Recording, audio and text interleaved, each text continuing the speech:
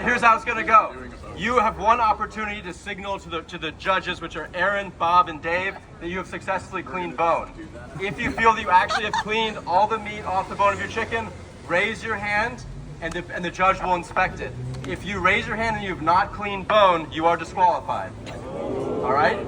So you got one shot. Better make sure you're doing it. And that Everybody means you get to understand? leave. Imagine that.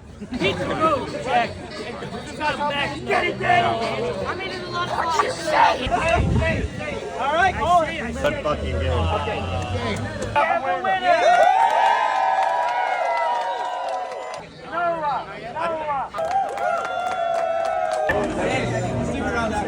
Competitors, stick around after. We just